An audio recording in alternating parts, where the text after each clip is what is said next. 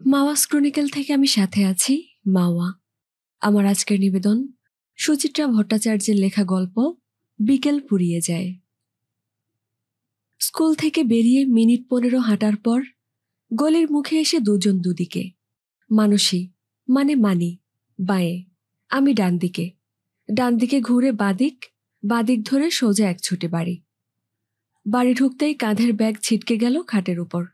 ভিতর বারান্দার চেয়ারে বসে ঝড়ের গতিতে খোলা হয়ে গেল কালো রঙের ব্যালেরিনা জুতো, নীল বর্ডার দেওয়া নাইলনের মোজা। হুড়োদ্দুম করে হাত দুটো খুলে ফেলছে নীল সাদা ইউনিফর্ম, নীল কাপড়ের বেল্ট।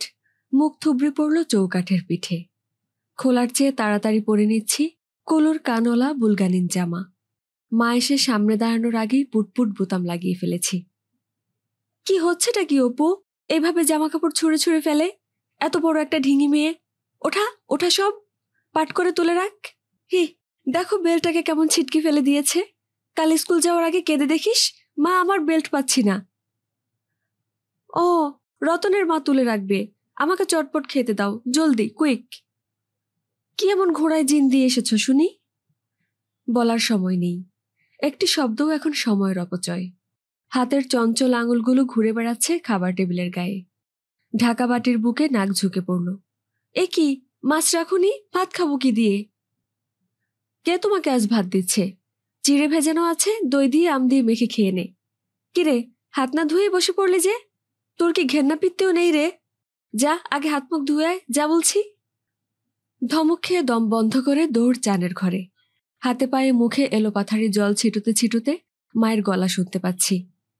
এখনো এত কিসের খেলার নেশা? বড় হয়ে গেছো, এবার ছোটি লাফালাফি বন্ধ করো। মেয়েরা বড় হয়ে গেলে এভাবে আর ট্যাং ট্যাং করে নেচে বেড়ায় না, লোকে কি বলবে? উফ, আজকাল সারাক্ষণ ওই একটা কথা, বড় হয়েছ। মা যে কি না, বড় হয়েছি বলে সবসময় ঘরে বন্দি থাকতে হবে নাকি? কই, দাদার বেলায় তো ও কথা বলতে শুনি না। নাকি ছেলেরা বড় হয় না? মেয়েদের বেলাতেই শুধু রাজ্যের সীমা টানা, শরীরে ভাঙচুর, নিয়ম করে লজ্জাজনক কষ্ট পাওয়া। ভাল লাগে না, বিশ্রী। এভাবেই মেয়েদেরই কেন শুধু দাগ টেনে বড় করে দেওয়া হয়? খাবার টেবিলে ফিরে আসার পরও মার একঘেয়ে সুর কানের কাছে পোঁ। আগেকার দিনে 13 বছর বয়সে মেয়েদের বিয়ে হয়ে যেত, শ্বশুরবাড়ি গিয়ে সব ঘরকন্না করত। আর আমার এই ধাড়ি মেয়েটাকে দেখো। রোজকার সুর এক কানের পর্দা ভেদ করে অন্য কান দিয়ে বেরিয়ে যাচ্ছে। চিরতা খাওয়া মুখে চিড়ে দই আম গিলছি। আজ একটু লুচি করতে পারোনি মা? হ্যাঁ, রোজ রোজ লুচি, কোনো কাজে হাত লাগানোর নামে নেই, শুধু লম্বা লম্বা হুকুম। আমের আটি পিছনের উঠোনে ছুঁড়ে দিয়ে উঠে দাঁড়ালাম। বাঁ হাতে বালতি থেকে আঁজলা করে জল নিয়ে ধুয়ে নিচ্ছি ডান হাত। ভিজে হাতেই দৌড়। এতক্ষণে নিশ্চয়ই পিছনের গলিতে চক দিয়ে দাগ পড়ে গেছে। এক্ষুনি শুরু হয়ে যাবে আমাদের লম্বি ধাস্যি খেলা। আমি কি আজও শেষে পৌঁছাবো? কখনো না। মায়ের চিৎকার তাড়া করে চলেছে পিছনে, একটা কথাও কানে তোলা হয় না। সাপের 5 পা দেখেছ না? আজ আসুক তোর বাবা। কথাগুলো পুষ্পন্তরে ঠিকরে গেল পাড়ার বাতাসে। প্রায় প্রতিদিন এভাবেই শুরু হতো আমার 13 বছরের বিকেল। পড়াশোনা, স্কুল, আবার পড়াশোনার ফাঁকে এইটুকু একরত্তে নিঃশ্বাস নেওয়ার সময়। একেবারে নিজের মতো করে বুক ভর্তি শ্বাস টানা। এর মধ্যেই বড়জোর কোনোদিন অদল বদল হতো খাওয়ার মেনুতে অথবা খেলায়। বড়জোর মায়ের গলায় সুর বদলে যেত মালকোষ থেকে দরবারিতে, কাপি থেকে ইমনে, ঝিঝির থেকে খাম্বাজে। তবে ব্যাপারটা ছিল মোটামুটি এই রকমই। বিকেল মানেই গাঢ় হলুদ রং, বিকেল মানেই সোনার পিরিচে সূর্যের আলো ঠিকরোচ্ছে, বিকেল মানেই মোড়ের জামরুল গাছের পাতাগুলো হলুদ মেখে কাঁপছে এলোমেলো। এক কোর্ট থেকে আরেক কোর্টে লাফ দিয়ে চলে যাচ্ছি, লম্বা দাগের শেষ প্রান্তে পৌঁছে ডাক ছাড়ছি। কখনো এক পায়ে নুন নুন অথবা আব্বা আব্বা। 2 হাতের ডানা মেলে আমাকে আটকাতে চাইছে বিপরীত দলের খেলুড়েরা। মানসী কিংবা রূপা চেঁচাচ্ছে, এই অপু, ওদিকটায় ফাঁক আছে, চলে আয় চলে আয়। বড় বুড়িটা তো আবার কোনোদিন আমাকে অপু বলে ডাকতও না, অপরাজিতাও নয়। কি যে খালি চি দিয়ে কথা বলার অভ্যাস ছিল বড় বুড়ির। ডাকতে গেলেই চিও চিপু, নয়তো চিও চি, পরিচি, রাচি, জিচিতা। বাপরে, পারতও বটে। অমন একটা লম্বা নামে আমিও দিব্যি সাড়া দিয়েছি। তখন আসলে নাম নয়, ডাক নয়, চোখ বুজে শুধু শেষ ঘরে পৌঁছানোর দিকে মন, যেন ওই ঘরটাতে লুকিয়ে আছে আমার প্রাণভোমরা। খেলা নিয়েই আড়িভাব, ঝগড়াঝাঁটি, এমনকি বন্ধুর সঙ্গে মুখ দেখা দেখিও বন্ধ। তা সত্যি কি আর আমার প্রাণভোমরা লুকিয়েছিল লম্বিথাস্যির কোটে কিংবা বুড়ি বাসন্তী খেলায়? না, আমার প্রাণভোমরা তো আসলে ছিল আমার বন্ধুদের হৃদয়ের কুঠুরিতে। সেটা মনে প্রাণে টের পেলাম 14 বছর বয়সে পৌঁছে। স্কুলে আমরা 4 জন খুব বন্ধু সেই সময়। আমি, মানসী, দীপিকা আর অর্চনা। মানি, থরি মানসী কাছেই থাকে, সে আমার পাড়ারও বন্ধু। দীপিকা অর্চনা দূরে থাকে। দীপিকা ভবানীপুর, অর্চনা রাসবিহারীতে। তো একদিন হলো কি, ক্লাস 8-এর হাফ ইয়ারলি পরীক্ষার ঠিক আগে হঠাৎ কথা নেই বার্তা নেই, পরপর 5 দিন স্কুলে এলো না দীপিকা। আমরা ভেবে আকুল। শেষে ঠিক করলাম ওর বাড়িতেই খোঁজ করতে যাব। বিকেলবেলা 3 জনে মিলে ট্রামে তো উঠে পড়লাম। ঠিক ঠিক নামলামও যদুবাজার স্টপে। তারপর আমাদের কাছে ঠিকানা নেই। আগে মাত্র একবারই গেছি ওদের বাড়ি, তবু খুঁজে খুঁজে শেষে বার করা গেল পুরনো দোতলা বাড়ি। বাইরের প্লাস্টার খসা, কালচে শ্যাওলার দাগ প্রাচীন বাড়ির শরীরে।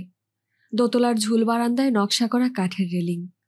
দরজা জানলাগুলোর মাথায় অর্ধবৃত্তাকারে লাল সবুজ কাঁচ বসানো। কাঠের প্রকাণ্ড সদর দরজার এপারে কয়েক সেকেন্ডের জন্য দাঁড়িয়ে পড়েছিলাম 3 জন। ভরা বিকেলেও কেমন যেন থমথম করছে চারদিক। কে জানে বাবা, এই বাড়িটাই তো। দেখাই যাক না। সাহস করে মানুষই আগে দরজা ঠেলল। ঠেলতেই সিংহদুয়ার খুলে গিয়ে সামনে এক শ্যাওলা ধরা উঠোন। উঠোনের মাঝখানে মানুষ সমান এক চৌবাচ্চা। পাশ দিয়ে লোহার রেলিং দেওয়া সিঁড়ি দোতলায় উঠে গেছে। ডাকবো কি ডাকবো না করেও অর্চনা ডেকে ফেলেছে, দীপিকা। গোটা বাড়ি ভুতুড়ে রকমের স্তব্ধ। বার দুয়েক ডাকার পর দোতলায় খুট করে একটা শব্দ। নিচ থেকেই সোজা দেখতে পাচ্ছি কালচে সবুজ দরজা খুলে গেছে। বাদামি লুঙ্গি আর স্যান্ডো গেঞ্জি পরা একজন বেরিয়ে এলো। গায়ের রং তার ফ্যাকাশে রকমের ফর্সা, অনেকটা চুনের দেওয়ালের মতো। মাথা জোড়া টাক, চোখের তলায় কালশিটে রঙের কালি। মানসী কনুই দিয়ে কোমরে খোঁচা দিল। দীপিকার বাবা। আগে কোনোদিন দীপিকার বাবাকে দেখিনি। গুটি গুটি পায়ে আমি আগে সিঁড়ি দিয়ে উঠে গিয়ে প্রণাম করে ফেললাম। আমরা দীপিকার বন্ধু। দীপিকার বাবা হাসল না, গম্ভীর গলায় বলল, তো? আমরা ভয় পেয়ে গেলাম। দীপিকা বাড়ি নেই? কেন? না মানে, ও কদিন ধরে স্কুলে যাচ্ছে না তো। আর যাবে না। আমরা পরস্পর মুখ চাওয়াচাওয়ি করছি। এ আবার কি কথা? দীপিকার বাবা কি পাগল নাকি? অর্চনা সাহস করে জিজ্ঞাসা করে ফেলল, কেন মেসোমশাই? কেন আবার কি? পড়তে পাঠাবো না তাই? লেখাপড়া শিখে মেয়ে ছেলেরা আর দিগ্গজ করে কাজ নেই। তোমরা আর ওর খোঁজ করতে আসবে না। ভদ্রলোকের কথায় এমন একটা ঝাঁজ ছিল যার তোরে আমরা হুড়মুড়িয়ে সিঁড়ি বেয়ে নিচে নেমে গেছি। চলে যাওয়ার জন্য উঠোনও পেরিয়েছি। হঠাৎই দোতলার কোনো ঘর থেকে ছিটকে এসেছে দীপিকা। এই অপু, মানি, অর্চনা, তোরা যাস না প্লিজ, দাঁড়া। সঙ্গে সঙ্গে পুরুষ কণ্ঠের হুঙ্কার, খবরদার খুকু, এক পাও বেরোবে না। কেন বেরোবো না? নিশ্চয়ই বেরোবো। আমি স্কুল যাব, পড়াশোনা করব। দীপিকার পরনে আধময়লা স্কার্ট ব্লাউজ, চোখ মুখ ফোলা ফোলা, চুল দেখে মনে হয় বেশ কদিন চান করেনি। আমরা থমকে দাঁড়িয়ে পড়লাম।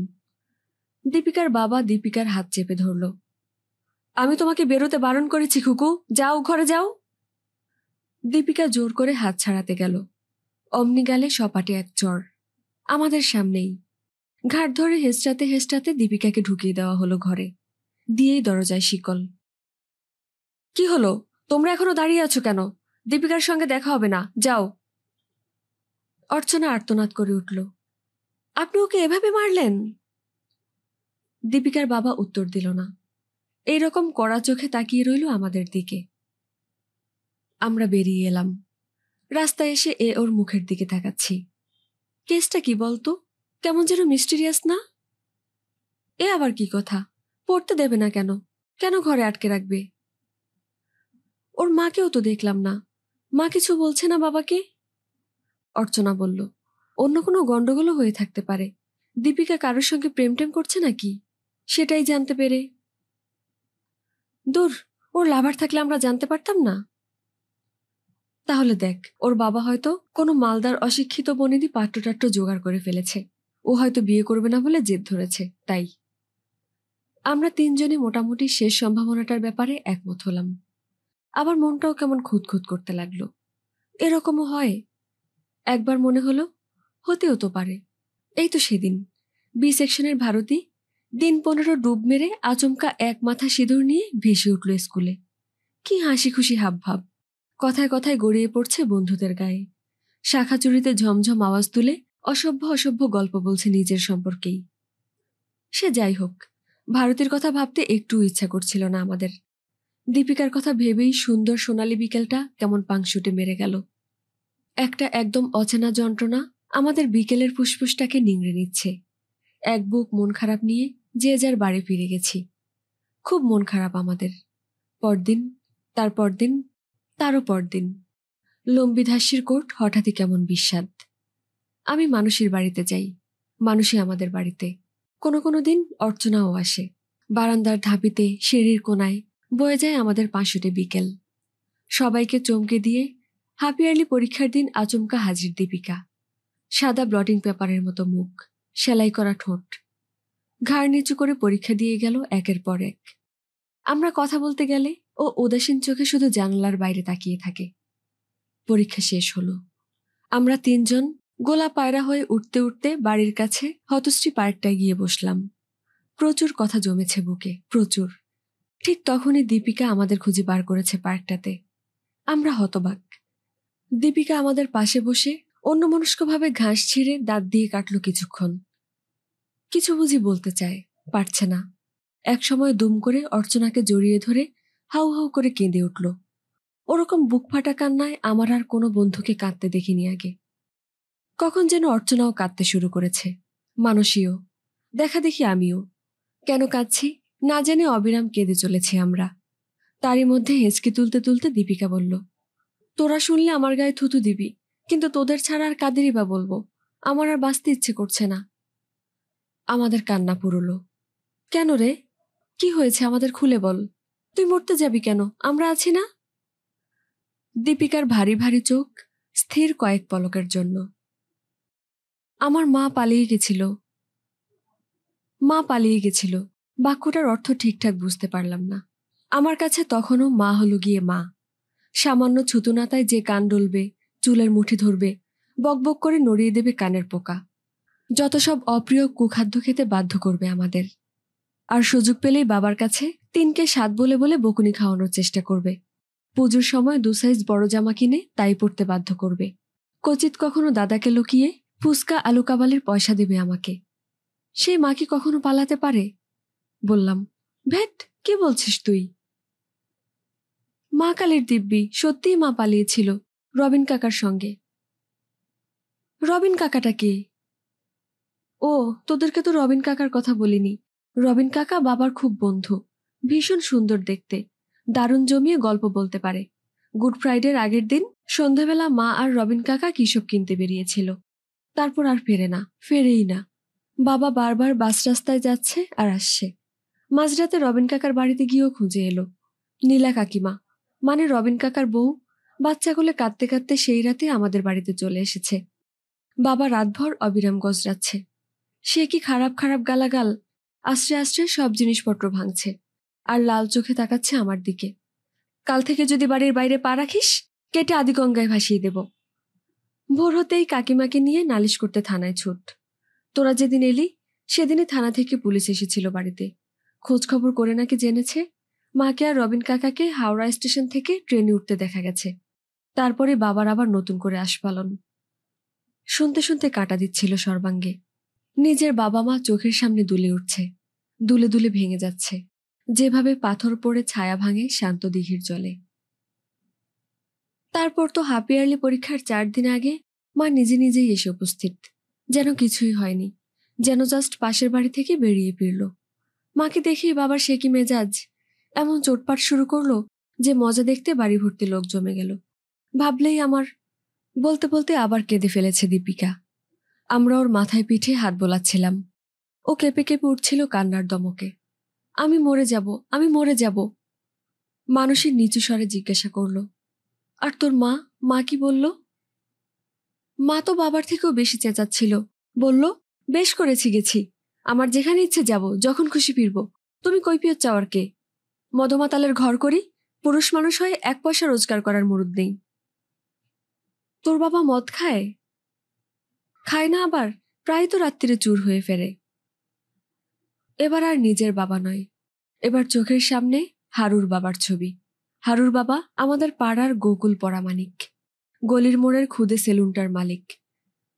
সেই গোকুল কাকা যখন রোজ রাত্রিরে সামনের রাস্তা দিয়ে ঢেউ ভেঙে ভেঙে হেঁটে যায়, তখন কাজের শেষে ফুটপাত জুড়ে তাস পেটাতে বসা বদ্রী ঠাকুর, সুরিন্দর ঠাকুররা চেঁচায়, আরে ও গোকুল দাদা, সামহালকে চলো, সামহালকে। গোকুল কাকা সঙ্গে সঙ্গে গর্জে ওঠে, ছুটতে থাকে খিস্তির পোয়ারা। কোন শালা আমায় ভৈঁস দেখায় রে? আমি কি কারোর মায়ের ভাতারের পয়সায় মাল খাই? ভৈঁস দিয়ে গোকুলের সঙ্গে চালাকি চলবে না, হ্যাঁ। বলতে বলতে সোজা হেঁটে নেমে যায় পাশের নর্দমায়, 1 হাঁটু পাকে। সেখান থেকেও চলে তার গালাগালির পিচকিরি। আমি আর দাদা তো খড়খড়ি পাক করে হেসে কুটি পাটি। মা দেখলেই টেনে সরিয়ে দেয় আমাদের। বাবা হুঙ্কার ছাড়ে, এই গোকলো, কি হচ্ছেটা কি? এটা ভদ্রলোকের পাড়া। বলেই রেডিওর শব্দ বাড়িয়ে দেয় দুগুণ। দৃশ্যটা ভাবতেই পেট গুলিয়ে হাসি এলো আমার। নিজের মনে পিক করে হেসেও ফেলেছি। অর্চনা কটমট করে তাকালো আমার দিকে, তারপর দীপিকার কাঁধে হাত রাখলো আলতো। আগে এসব কথা তো বলিসটি কোনোদিন। দীপিকা হাঁটুতে মুখ গুজল। এসব কথা কি বলে বেড়ানো যায়? সত্যিই তো বাবা কিছু করে না। দাদু, মানে আমার মার বাবার রেখে যাওয়া টাকাতেই তো সংসার চলে আমাদের। বাড়িটাও তো দাদুর, বাবা তো ঘর জামাই। ঘর জামাই শব্দটাও খট করে বেজেছে কানে। তখনও জানতাম ঘর জামাই শব্দটা প্রায় একটা গালাগাল। নিজের শব্দকোষে গালাগালির সংখ্যা তখনও বড় অপ্রতুল। শালা শব্দটাকেই কি যে নিষিদ্ধ গর্জিত মনে হতো তখন। ঘর জামাই ঠিক ততটা খারাপ না হলেও আমাদের বাড়ির ভোজপুরি ধোপা সুর করে গাইত, পহেলা কুত্তা পালতু কুত্তা, দুসরা কুত্তা ঘর জামাই। আমি জিজ্ঞাসা করে ফেললাম, কেন, তোর বাবার ঘরদোর কিছু নেই? থাকবে না কেন? সেখান থেকে ভাইরা তাড়িয়ে দিয়েছে বহুদিন। আমার কাকা জ্যাঠারা কেউ বাবার মুখ দেখে না। কান্নার সঙ্গে তীব্র বিষ উগড়ে দিচ্ছিল দীপিকা। বিষ নয়, ঘৃণা। নিজের বাবা মার প্রতি ঘৃণা, জীবনের প্রতি ঘৃণা, গোটা বিশ্ব সংসারের উপর ঘৃণা। সঙ্গে একই কথা, বাঁচব না, বাঁচব না। আর আমি তখন চোখের সামনে দেখতে পাচ্ছিলাম আমার বাবা মার মুখ।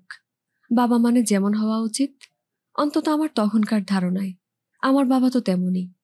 বাবা মানে একটু গম্ভীর ধরনের এক মানুষ, বেশি কথা বলে না। সকালবেলা ঘুম থেকে উঠে বাজারে যায়, ফিরে এসে মন দিয়ে খবরের কাগজ পড়ে, তারপর চান খাওয়া সেরে মার হাতে তৈরি টিফিনটা নিয়ে সারাদিনের মতো অফিসে চলে যায়। সন্ধ্যাবেলা নিয়ম করে রেডিওতে খবর শোনে। মাঝে মাঝে আমাদের অঙ্ক ইংরেজি দেখিয়ে দেয়। কখনো কখনো ঠোঙা ভর্তি গরম জিলিপি কিনে আনে মোড়ের দোকান থেকে। কখনো বা বচ্ছরকার আমটা, লিচুটা, জামটাম। আর হঠাৎ হঠাৎ পড়া ধরে বকাঝকা করে ভীষণ। এই বাধা ধরা সংজ্ঞার বাইরেও তবে অন্যরকম বাবা আছে। বাবা মানেই তবে সম্পূর্ণ বিশুদ্ধতা নয়।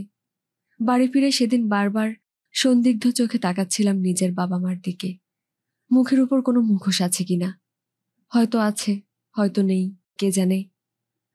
ক্লাস 8 থেকে 9-এ ওঠার পরীক্ষায় খুব খারাপ রেজাল্ট করলো দীপিকা। সায়েন্স তো পেলই না, প্রমোশনটাও অন ট্রায়াল। বড়দিনের ছুটির সময়ই খবর পেলাম ওকে অন্য কোথাও যেন পাঠিয়ে দিচ্ছে ওর রবিন কাকা আর মা। সেখানেই হোস্টেলে থেকে পড়াশোনা করবে। এরপর ওর আর কোনো খোঁজ খবর পাইনি। দীপিকা ক্রমশ হারিয়ে গেছে আমার বিকেল থেকে। এখন বন্ধু বলতে আমরা দুজন, আমি আর মানসী। অর্চনা মাঝে মাঝে আসে বিকেল বেলায়, তবে মাঝে মাঝেই। ক্লাস 9-এ ওঠার পরই পড়াশোনা নিয়ে ও ভীষণ সিরিয়াস হয়ে উঠেছিল। রোগাশোকা মেয়ে, নানা রকম অসুখেও ভুগত মাঝে মধ্যে। স্কুল থেকে ফিরে আমি আর মানসী হেঁটে বেড়াই এদিক ওদিক। তখন আর আমরা শিশু নই। কেঁচো ব্যাঙের প্রজনন প্রণালী পড়তে রোমাঞ্চ বোধ করি। পুংকেশর গর্ভকেশর মিলন কল্পনা করে পুলকিত হই। লুকিয়ে লুকিয়ে মানসীদের ছাদে বসে লেডি চ্যাটার্লিস লাভারের অনুবাদ পড়ে শিউরে উঠি। কিছু দাগ দেওয়া পাতা বেছে বেছে পড়তে থাকি বারবার। রবিবার দুপুরে অনুরোধের আসরে শোনা কোনো গানের মোহ জড়ানো বিভ্রমে আপ্লুত হই সারা সপ্তাহ। দূরে কোনো বাড়িতে গ্রামোফোন রেকর্ডে বাজতে থাকা গানে মোর কোন ইন্দ্রধনু শুনতে শুনতে বইয়ের অক্ষরগুলো চোখের সামনে থেকে ভোজবাজির মতো মিলিয়ে যায়। বিকেলবেলা ঘাসের লন ধরে হাঁটতে হাঁটতে নিজেদের অর্থহীন কথায় নিজেরাই হেসে কাঁচের মতো টুকরো টুকরো হয়ে যাই। আর তখনই অনুভব করি ছায়া ছায়া অদৃশ্য অনুসরণকারীদের উপস্থিতি। হঠাৎই কোনো সাইকেল অসম্ভব ধীর গতিতে চলতে থাকে পাশে পাশে। পরিচিত গানের কলি ষড়যন্ত্র ধাক্কা দেয়। দু একটা চিঠিও পায়ের কাছে হুশহাস উড়ে এসে পড়ে। ডার্লিং, তুমি নেই তো পৃথিবী নেই। মা তোমাকে বউ হিসেবে পেলে খুব খুশি হবে। তেকোনা পার্কের সামনে কাল বিকেলে অপেক্ষা করব। চলে এসো। ইতি, তোমার পথ চেয়ে থাকা একজন। কি সাহস, কি সাহস! আমরা বিরক্ত হতে গিয়ে হেসে ফেলি। চারদিক তন্ন তন্ন করে খুঁজেও সেদিন আর দেখা পাই না সেই অচেনা প্রেমিকের। চিঠি ছুঁড়েই উধাও বীর পুরুষ। আমরা আবার কাঁঠালি চাপার গন্ধমাখা সবুজ ঘাস ধরে হাঁটতে থাকি। বিরক্তির সঙ্গে মেশে কৌতূহল, রাগের সঙ্গে অহংকারী পুলক। আমরা টের পাই প্রতিটি বিকেলে এখন নীরবে কুসুমের মতোই প্রস্ফুরিত হচ্ছে সে আমাদের যৌবন। তা সেই যৌবনের ডাক প্রথম এলো মানুষের কাছে। একদিন বিকেলে মানুষীকে ডাকতে গেলাম। মানুষই নেই। মেজানাইন ফ্লোরে সদ্য আসা তাদের পেইং গেস্টের কাছে কেমিস্ট্রি পড়ছে। দরজা ধাক্কা দিতে বেরিয়ে এসে বলল, তুই যা, আমি পরে যাচ্ছি। প্রবীরদার কাছে কটা কেমিক্যাল ইকুয়েশন বুঝে নিচ্ছি। নিচে নেমে অপেক্ষা করলাম। মানুষই এলো না। পরদিনও একই ঘটনা। মানুষই হাসি মুখে বেরিয়ে এলো। কাল বেরোতে পারলাম না রে, আজ ঠিক যাব। ট্রিগোনোমেট্রির দুটো অঙ্ক করে নিয়েই। সেদিনও আমার বিকেলটা একা একাই কাটল। পরদিন আবার একই ঘটনা। মানুষই হি হি করে হাসছে। মা কালীর দিব্যি, কাল পার্কের দিকে গিয়ে তোকে খুঁজেছিলাম, তুই চলে গেছিলি। আজ একটু অ্যামোনিয়ার প্রপার্টিগুলো বুঝে নিয়েই। সেদিন দরজা বন্ধ হয়ে যাওয়ার পর খানিকক্ষণ কান খাড়া করে দাঁড়িয়ে রইলাম। ভিতর থেকে মৃদু শব্দ ভেসে আসছে না? শব্দই তো। শব্দগুলোর কোনো অর্থ নেই। অন্তত সে অর্থ অ্যামোনিয়ার চ্যাপ্টারে তো নেই। নিচে নেমে আর অপেক্ষা করিনি।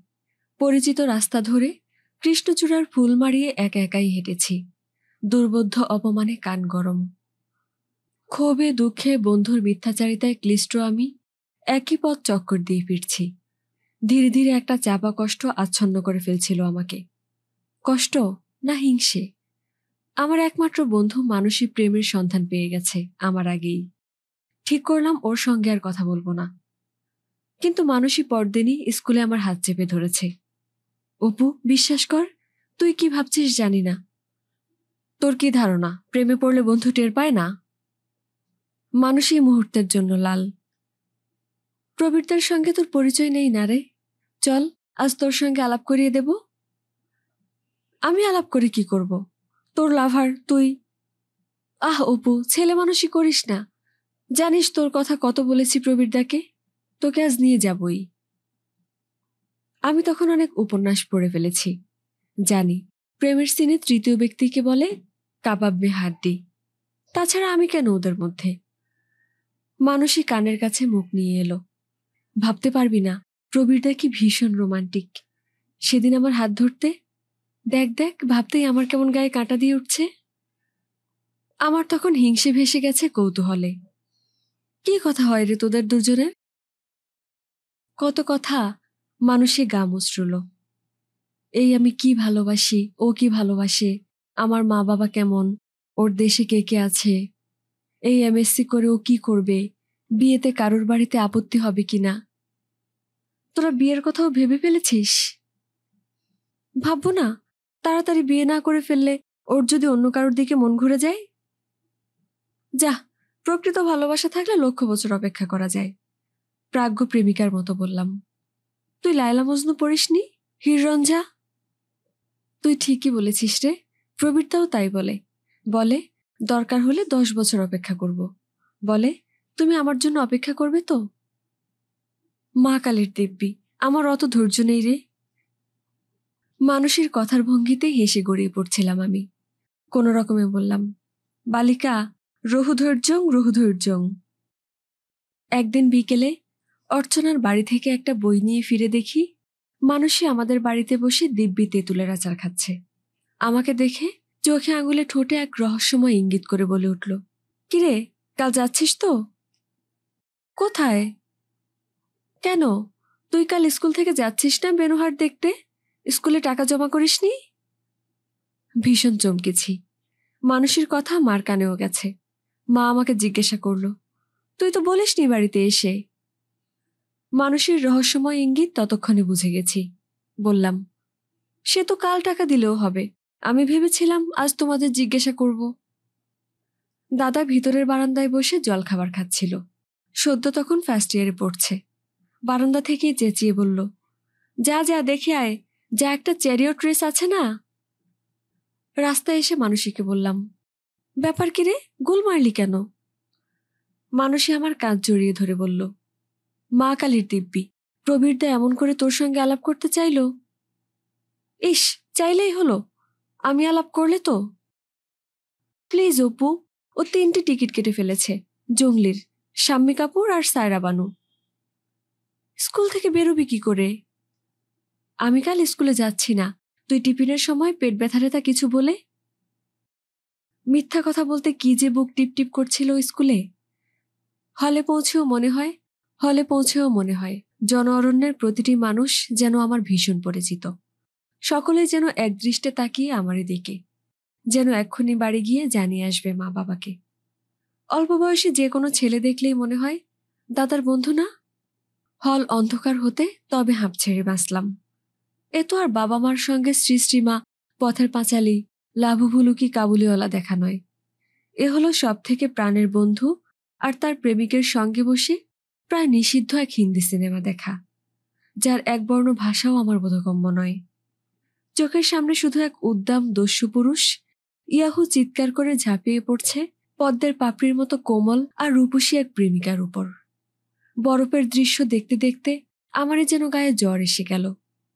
প্রতিপলে পাশে বসা প্রেমিক যুগলের ফিসফিসানিও কানে আসছে। অন্ধকারেও টের পাচ্ছি মানুষের শরীরকে বেড় দিয়ে আছে প্রবীরদার বলিষ্ঠ হাত। শোয়ার আগেই আলাপ হয়েছিল প্রবীরদার সঙ্গে, হাফ টাইমে 2-1টা টুকটাক কথা।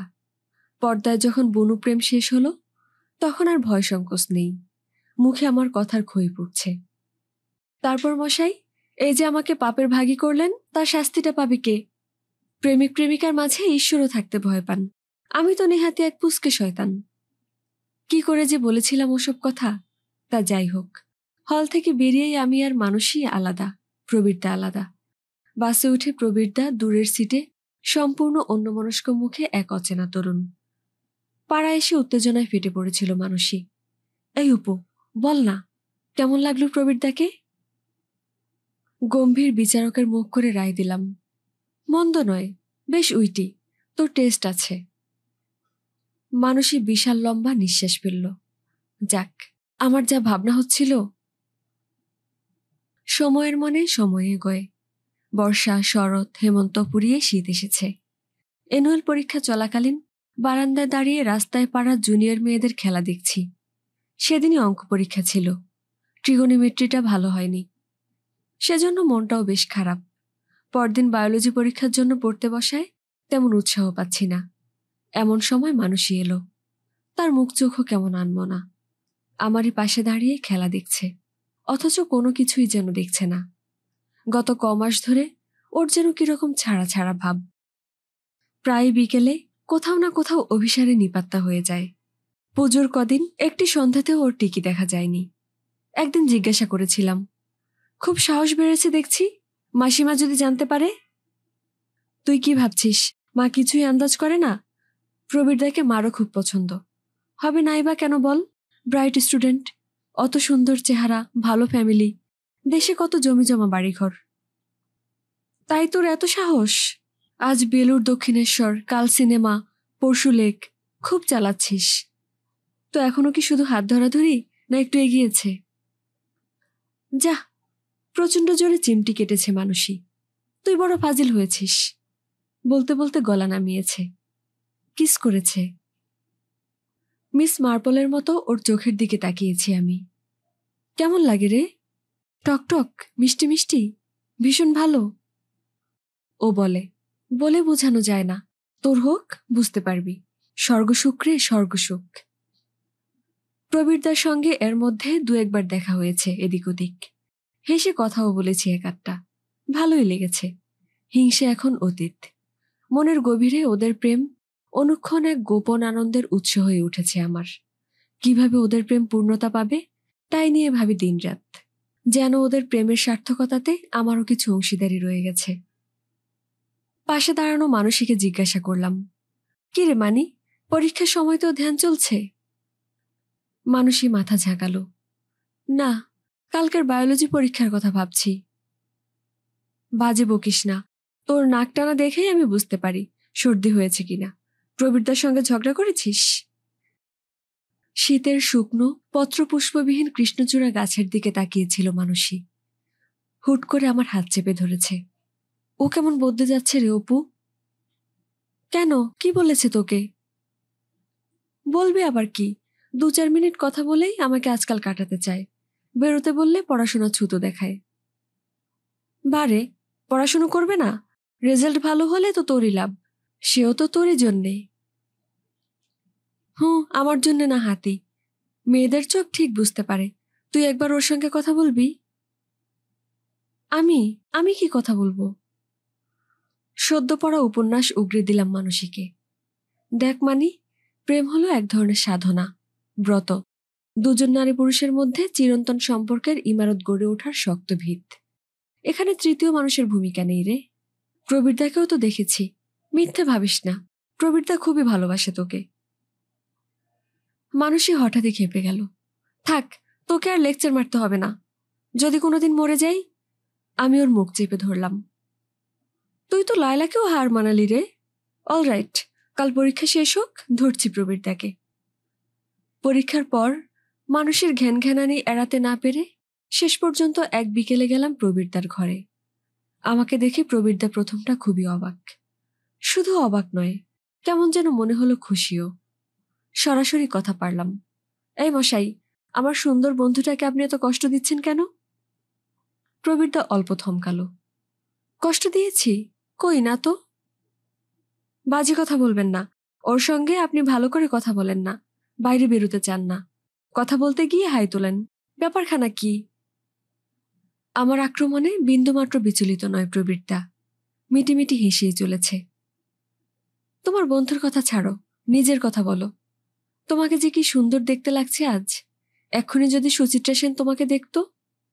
একটা শিরশিরে চোরা স্রোত বয়ে গেল আমার শরীর বেয়ে। জীবনে প্রথম কোনো পুরুষের মুখে আমার রূপের স্তুতি। ইস, ফাজলামি হচ্ছে। দেব মানে কি বলে তখন টেরটি পাবেন। চৌকিতে প্রবীরদা এগিয়ে এলো আমার দিকে। তোমার মনে হচ্ছে আমি ফাজলামি করছি? তুমি জানো তুমি কত সুন্দর। আয়নায় ভালো করে দেখেছো নিজেকে? প্রবীরদার চোখ ক্রমশ ঘোলাটে, অস্বচ্ছ। আমি সরে আসার আগেই আমার হাত চেপে ধরেছে। বিশ্বাস করো অপরাজিতা, তোমাকে দেখার পর থেকে, তোমার সঙ্গে কথা বলার পর থেকে মানুষই অসহ্য হয়ে গেছে। মেয়ার মেরে জোর করে ওর সঙ্গে বেরিয়েছি, এদিক ওদিক গেছি, কিন্তু সে প্রায় বাধ্য হয়ে। তুমি ছাড়া। কেউ যেন শীষে গলিয়ে ঢেলে দিচ্ছে আমার কানে। সজোরে নিজেকে ছাড়িয়ে দুহাতে কান চেপে ধরলাম। কি পাগলের মতো যাতা বলছেন? এ তো ট্রেজারি, চিটিং, ছি ছি। পলকে আমার সামনে হাঁটু গেড়ে বসে পড়ল প্রবীরদা।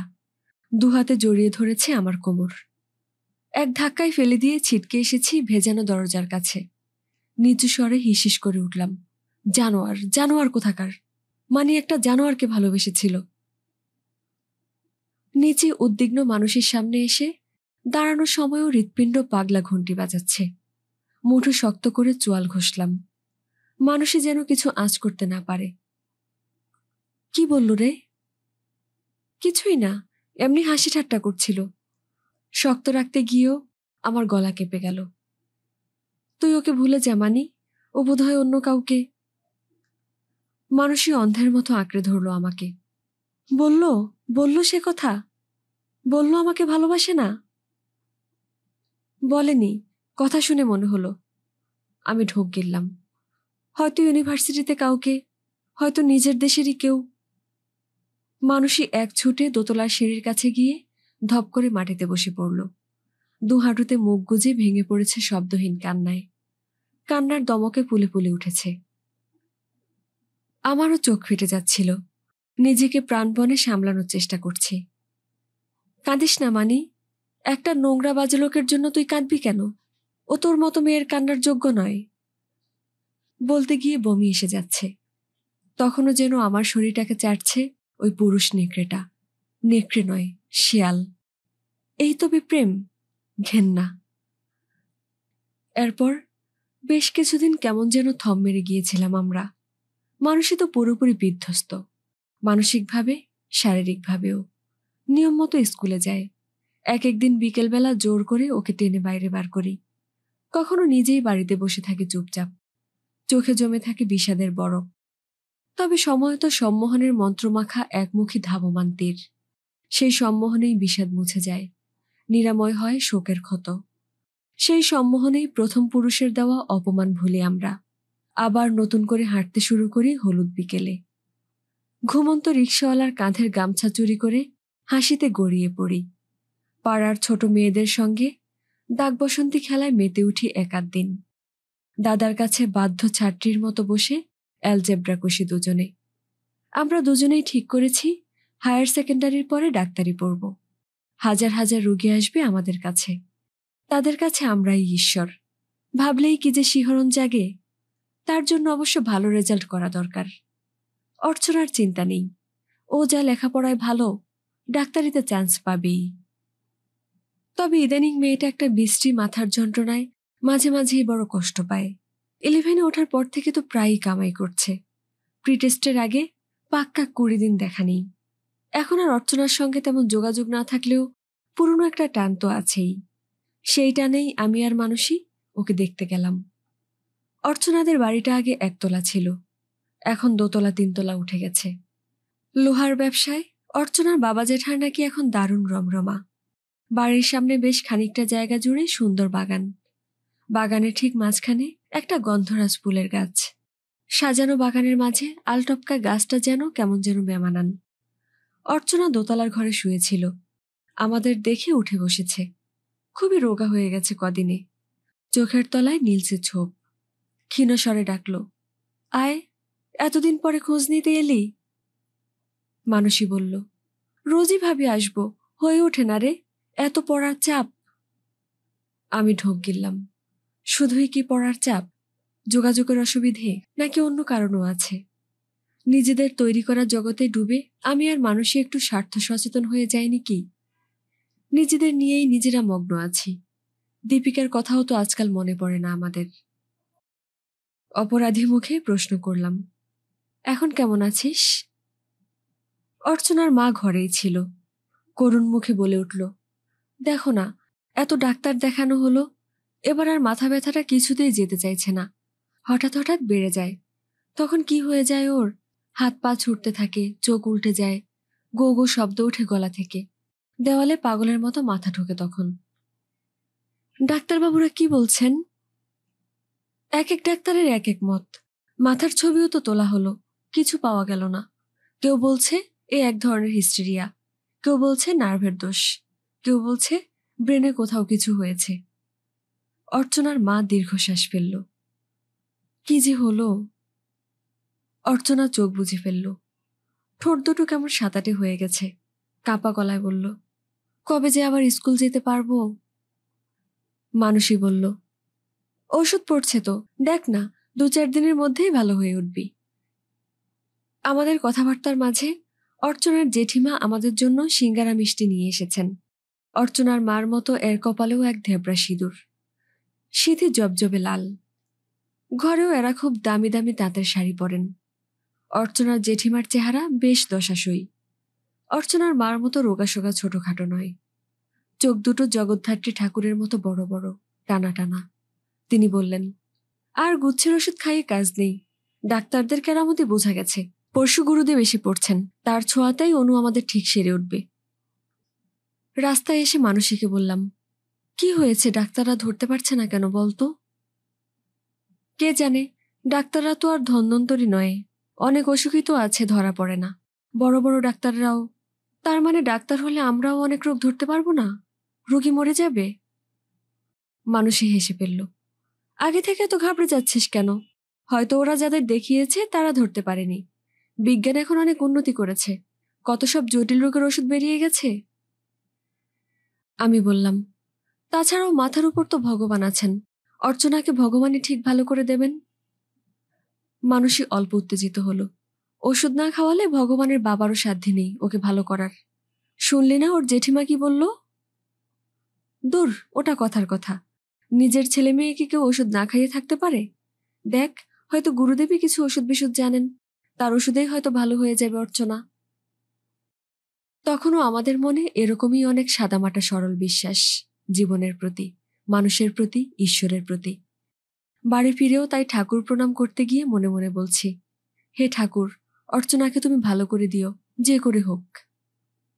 এরপর কদিন প্রিটেস্টের চাপে অর্চনাকে আর দেখতে যাওয়া হয়নি। পরীক্ষা শেষ হওয়ার ঠিক পরেই একদিন স্কুলে গিয়ে দেখি আমাদের ক্লাসের মেয়েরা এক জায়গায় জটলা বেঁধে দাঁড়িয়ে কি যেন বলাবলি করছে। তখনও প্রেয়ারের সময় হয়নি। অন্যদের মতো আমি আর মানুষীও ভিড়ে ঢুকে পড়লাম। কি হয়েছে রে? ওমা, তোদের সঙ্গে এত ভাব, তোরা জানিস না? অর্চনা মা কালী হয়ে গেছে, ওদের গুরুদেব নাকি বলেছেন। পুরোটা শোনার আগেই প্রার্থনার ঘণ্টা পড়ে গেল। খোলা আকাশের নিচে সার বেঁধে দাঁড়িয়ে আমরা হাত জোর করে গাইছি, তোমারই গৃহে পালিছ স্নেহে, তুমি ধন্য ধন্য হে। ক্লাসে ফিরে আবার সেই জটলা, আবার সেই রোমহর্ষক আলোচনা। মানুষে জিজ্ঞাসা করল, তোরা কেউ নিজের চোখে দেখেছিস? কেয়া চোখ ঘোরালো। দেখে কাজ নেই, যা শুনেছি তাই যথেষ্ট। দুনিয়া শুদ্ধ লোক সবাই জেনে গেছে, প্রত্যেক শনি মঙ্গলবারে নাকি ভর হচ্ছে অর্চনার, মা কালী আসছেন ওর শরীরে। মানুষই অবিশ্বাসী গলায় বলল, যা, এই আমরা সেদিন কি দেখে এলাম। আমিও তো প্রথমে বিশ্বাস করিনি। ওরা নাকি আর ডাক্তারও দেখাচ্ছে না, গুরুদেব কিসব শেকড় বাকড় খাওয়াচ্ছে, তাই খেয়ে নাকি মরার মতো পড়ে থাকে সারাদিন। বিশ্বাস না হয় আজ তো মঙ্গলবার, গিয়ে দেখে আয় না। ছুটির পর ঊর্ধ্বশ্বাসে ছুটেছি। অর্চনা দোতলার সেই ঘরে চোখ বুজে শুয়ে, পরনে চওড়া লাল পাড় সাদা তাঁতের শাড়ি, আরও শীর্ণ প্যাকাটির মতো চেহারা। শুধু মেঘলা বিকেলের শেষ আলো এসে ওর প্যাকাশে মুখটাকে যা একটু উজ্জ্বল করে রেখেছে। আমাদের দেখে অনেক কষ্টে চোখ খোলার চেষ্টা করল, পারল না। আপনা থেকেই চোখ বন্ধ হয়ে যাচ্ছে। জড়ানো স্বরে শুধু বলতে পারল, স্কুল হচ্ছে? পরীক্ষা শেষ হয়ে গেল না রে? অনেক পড়া এগিয়ে গেছে। মানুষই অর্চনার অস্থিসার হাতে হাত রাখল। তেমন কিছু না, তুই সেরে ওঠ, ঠিক ধরে নিতে পারবি। অর্চনার বন্ধ চোখের কোলে দুফোঁটা জল টিলটিল। ফিজিক্সটা এখনো কত বাকি রয়ে গেছে আমার। কথা শেষ হওয়ার আগেই অর্চনার মা ঘরে ঢুকে আটকে উঠেছে। এ কি, তুমি ওকে ছুঁয়েছ কেন? শনি মঙ্গলে ওকে ছোঁয়া একদম বারণ। মানুষই ভয়ে ভয়ে হাত ছেড়ে দিল। কেন মাসিমা? গুরুদেব বলেছেন যেদিন ওর শরীরে মা অধিষ্ঠান করবেন সেদিন ওকে বাইরের লোক স্পর্শ করতে পারবে না। তোমরা এক কাজ করো, নিচের ঘরে গিয়ে বসো, একটু পরে ওর আরতি আরম্ভ হবে, প্রসাদ নিয়ে যেও। ভদ্রমহিলার স্বরে এমন কিছু ছিল, আমরা মন্ত্রমুগ্ধের মতো নিচে নেমে এলাম। বড় হলঘরটায় এর মধ্যেই ধূপধুনো দেওয়া শুরু হয়ে গেছে।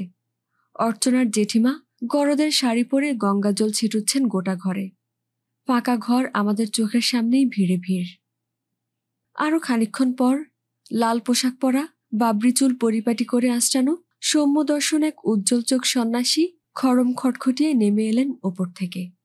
মুহূর্তে দিব্য গন্ধে চতুর্দিক মাতোয়ারা। সকলে ভক্তি ভরে উঠে দাঁড়িয়েছে। দেখা দেখি আমরাও। অজান্তেই আমার মুখ থেকে বেরিয়ে এলো, কি অলৌকিক গন্ধ রে মানি। মানুষই জোরে জোরে নাক টানল। গন্ধটা খুব চেনা চেনা লাগছে রে আমার। কোথায় যেন। বড় মাইমার ফ্রেন্স পারফিউমটা কি? ভক্তদের বাবা বাবা রবে মানুষের গলা ঢাকা পড়ে গেল। তিনি সযত্নে পাতা অজিনাসনে বসলেন। মন্দ্র কণ্ঠে সকলকে বললেন, বসো। বলেই অর্চনার বাবার দিকে তাকিয়েছেন। কই, আমার বেটি কোথায়? আমার খ্যাপা মা? অর্চনার বাবা আর জেঠতুতো দাদা প্রায় কোলপাজা করে নিয়ে এলো আধা অচেতন অর্চনাকে।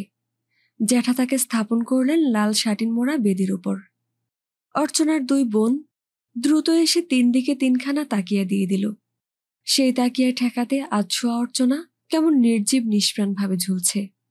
টকটকে লাল একটা শাড়ি তার শরীর ঘিরে আষ্টে পৃষ্ঠে জড়ানো, গায়ে ব্লাউজ নেই, মাথার চুল খোলা, কপালে এত বড় একটা রক্তচন্দনের ফোঁটা।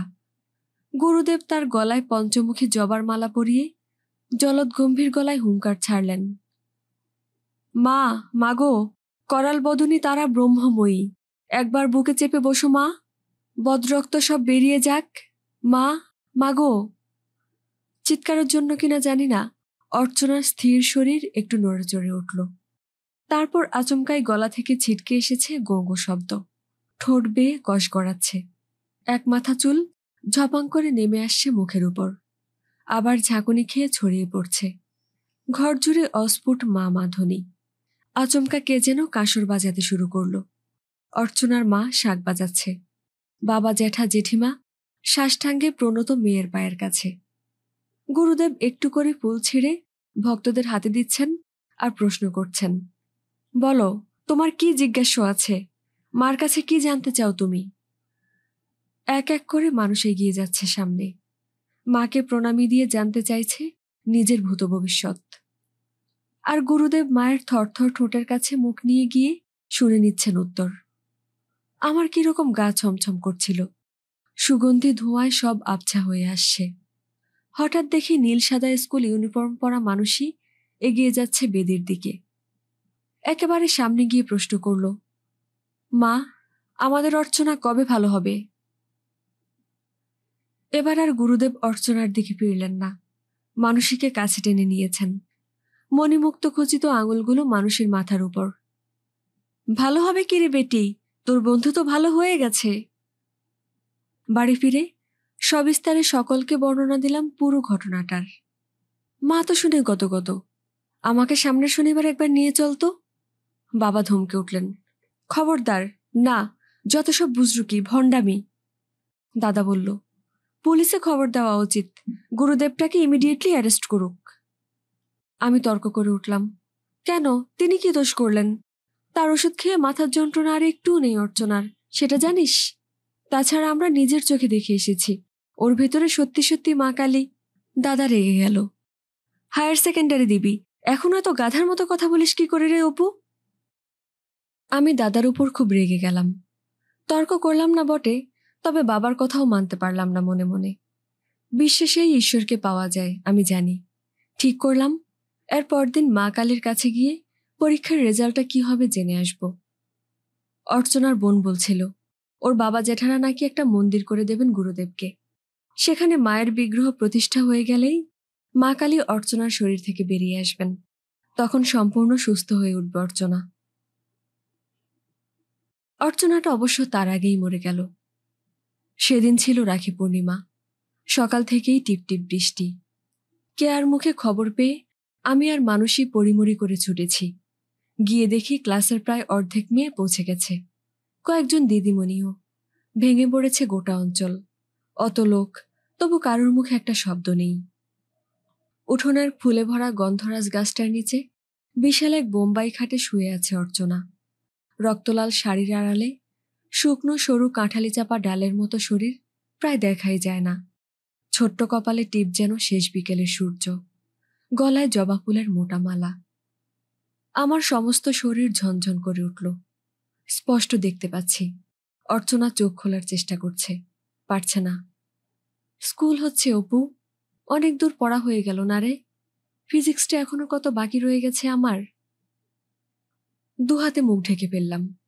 চারদিকে একই ভয়ানক ভাঙচুর চলছে, ভাঙছে আর ভাঙছে। ভাঙনে সব ভেসে গেল, শ্রদ্ধা, প্রেম, সমর্পণ, ভক্তি, বিশ্বাস। আমার ভেজা চোখ মারিয়ে অর্চনা চলে গেল, দীপিকা চলে গেল, প্রবীর দ্বারাও। বিকেল বড় তাড়াতাড়ি ফুরিয়ে গেল। আমাদের বিকেল, আমাদের হলুদ বিকেল। এখন শুধু সামনে এক যুদ্ধের প্রস্তুতি। শরতের বাতাস কাঁপিয়ে মাঝে মাঝেই সাইরেন বেজে ওঠে। Air raid, all clear, air raid. ছদ্মমহড়ায় স্কুলে খোঁড়া ট্রেন্সে অথবা বালির বস্তার আড়ালে লুকোই আমরা। সন্ধে হতেই রাস্তার বাতিগুলো মুখ ঢাকে কালো ঠুলিতে। রুদ্ধ জানালা দরজার কাছে আড়াআড়িভাবে সাঁটা হয় কাগজের ফালি। পুজোর আগে শহর জুড়ে প্রতিরোধের সাজ সাজ রব। আমার মনের ভিতরেও এক যুদ্ধের প্রস্তুতি চলতে থাকে অবিরাম। ক্রমশ বড় হয়ে উঠি আমি, সত্যিকারের বড়। আজকের গল্প এই পর্যন্তই। আমাদের পরবর্তী গল্প শোনার জন্য সাবস্ক্রাইব করে আমাদের পাশে থাকুন। ধন্যবাদ।